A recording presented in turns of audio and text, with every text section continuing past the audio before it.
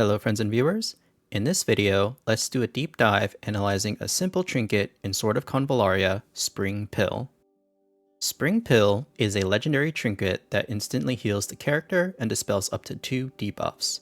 Reviewing the injured and dying mechanics in Sword of Convallaria, when injured, activated when your HP is below 70% HP, reduces damage dealt by 20% and increases damage taken by 20%.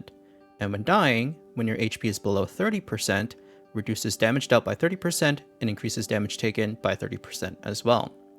Taking damage and being inflicted with debuffs is a natural part of this game. Because of the penalties when injured and dying, Spring Pill is always useful to keep a character healthy, making it a versatile trinket. In this analysis, Spring Pill can become more valuable if we look at characters with skills that grant bonus effects when unharmed, characters with skills that grant bonus effects when healthy, characters with skills that trigger an effect when injured, characters with skills that grant additional power when having 0 debuffs, and characters using weapons that incentivize unharmed healthy status or higher health than enemies. For unharmed bonuses, we have Mountain Tribes and Perfect Shield. When using Mountain Tribes, these characters have 1 additional movement at 100% HP. If they took damage, that means they are in threat range, so Quick Spring Pill can allow them to more safely disengage if you can't land a kill. When using Perfect Shield, these units are incentivized to maintain high uptime at 100% HP for both an offensive and defensive gain. Spring Pill is security to help maintain uptime on Perfect Shield. For characters with offensive gains when healthy, we have High Morale and Pursuit. With High Morale, Flame Sorceress has increased attack when healthy. The trigger is not as restrictive compared to an unharmed condition, but this still incentivizes to maintain a high uptime of over 70% HP when using this skill. Spring Pill will support uptime. Pursuit adds a minor amount of physical damage after a basic attack and knocks the target back by 1 tile.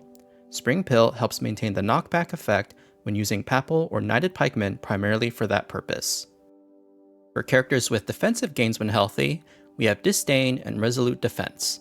Healthy status allows Lightning to decrease damage taken per her Disdain trait, so using Spring Pill to push her back to healthy adds survivability against subsequent enemy turns. Resolute Defense is a learnable skill by Recruited Archer. Like Lightning, using Spring Pill to push Recruited Archer back to healthy adds survivability by increasing defense. We also have the Leader's Aura, Blood and Steel, for all Fortitude allies who will take 10% decreased damage when healthy.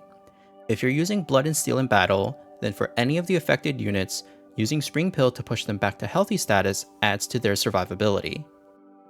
For reactive gains, we have Agata with Elegance of the Queen and Feast, and Cole with Eerie Footwork. For Agata, healthy status adds to her sustain, not only with a dodge, but also additional party healing. If using both of these skills at the same time, staying healthy is even more important to make the most of her kit. Cole requires healthy status to perform a strike back, but only after being attacked.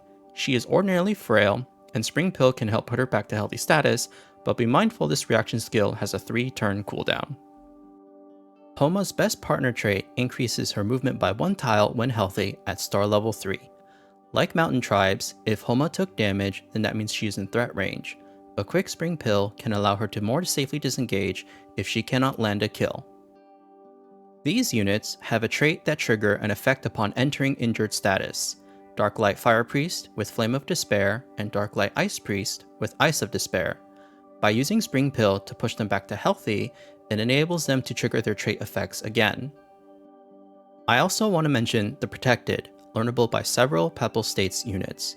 When using the Protected, these units have an offensive and defensive gain when having 0 debuffs and at least 3 buffs.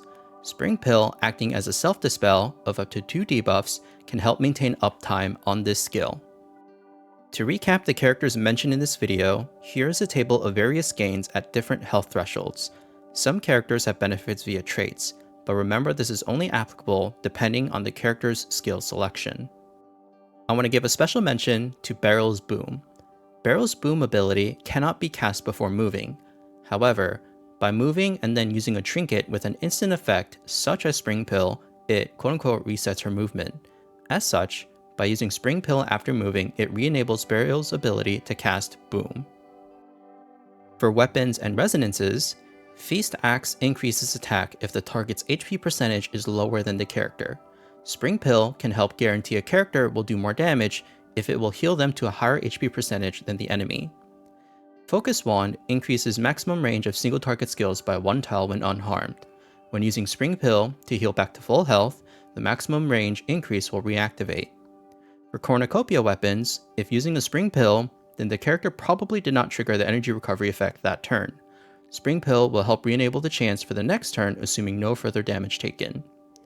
Lastly, when using the Sword and Pentacle Resonance, units are incentivized to maintain high uptime at 100% HP for both an offensive and defensive gain, so Spring Pill is security to help maintain resonance uptime. As mentioned, because of the injured and dying penalties in this game, any unit can benefit from using Spring Pill to push them back to healthy or unharmed status. With the characters researched in this video, there are characters with additional offensive or defensive gains based on their health status, but that does not mean Spring Pill is mandatory nor their best in slot for that character's gameplay. Remember, by equipping a character with Spring Pill for self-heal and self-dispel, you give up the opportunity for that character to equip a trinket that could net more passive damage. However, if you're struggling with choosing what character to equip Spring Pill with, then this should offer you some direction. You could possibly go even further and pair Spring Pill with a weapon that has health conditional effects as well. As a side note, the epic trinket Spring Tonic carries some of the same philosophies as Spring Pill in this video. Spring Tonic heals more HP, but be mindful that Spring Tonic is an epic trinket, so has lower base stats than a legendary trinket, can only be used once per battle, and does not dispel debuffs. All in all, that concludes this video. If there are any details I overlooked, or if there's anything you disagree with, please let me know. Thank you so much for watching.